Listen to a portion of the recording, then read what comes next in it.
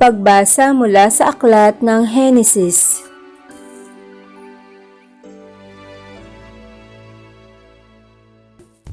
Ito ang sinabi ng Diyos kay Noe at sa kanyang mga anak.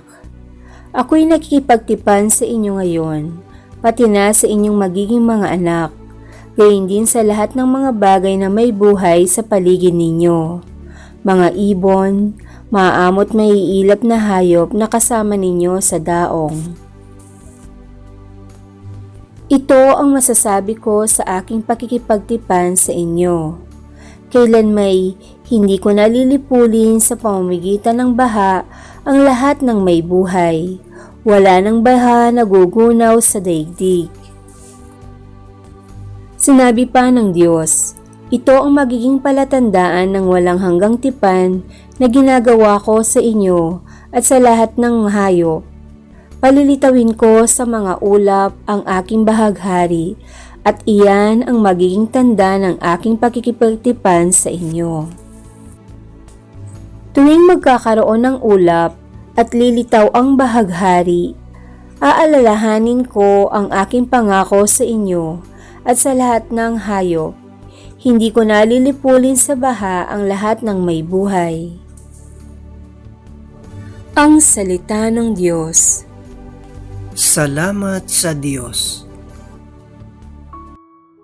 Salmong tugunan, Poon, iyong minamahal, ang tapat sa iyong tipan. Ang kalooban mo'y ituro, O Diyos, ituro mo sana sa aba mong lingkod. Ayon sa matuwid, ako ay turuan.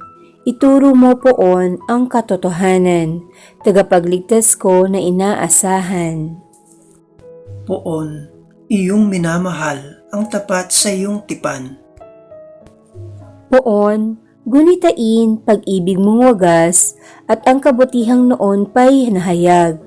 Pagkat pag-ibig mo'y hindi nagmamaliw, ako sana poon ay alalahanin. Poon, iyong minamahal, ang tapat sa iyong tipan. Mabuti ang poon at makatarungan sa mga salari, guro at patnubay. Sa mababang loob siya yaong gabay at nagtuturo ng kanyang kalooban. Poon, iyong minamahal, ang tapat sa iyong tipan. Pagbasa mula sa unang sulat ni Apostol San Pedro.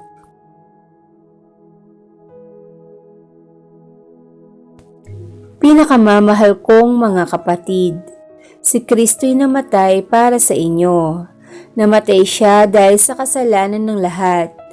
Ang walang kasalanan para sa mga makasalanan upang iharap kayo sa Diyos. Siya'y namatay ayon sa laman at muling binuhay ayon sa Espiritu. Sa kalagayang ito, pinuntahan niya at inaralan ang mga espiritong nakabilanggo. Iyan ang mga espiritong ayaw sumunod nang sila'y matyagang hinihintay ng Diyos noong panahon ni Noe, samantalang ginagawa nito ang daong.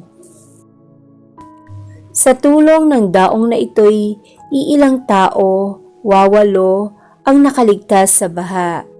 Ang tubig ay larawan ng binyag na nagliligtas ngayon sa inyo. Ang binyag ay hindi paglilinis ng dumi ng katawan, kundi isang pangako sa Diyos buhat sa isang malinis na budhi. Inililigtas kayo ng binyag sa pamamagitan ng muling pagkabuhay ni Hesukristo, na umakyat sa langit at ngayon nakaluklok sa kanan ng Diyos. Nagahari siya roon sa mga anghel at sa mga kapangyarihan at lakas na panlangit. Ang salita ng Diyos. Salamat sa Diyos.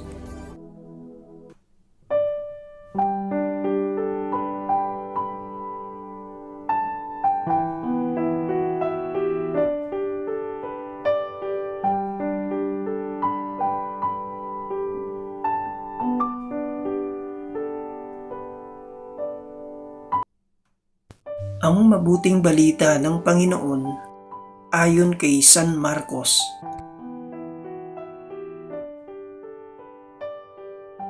Sa kapangyarihan ng Espiritu, si Jesus ay pumunta sa ilang.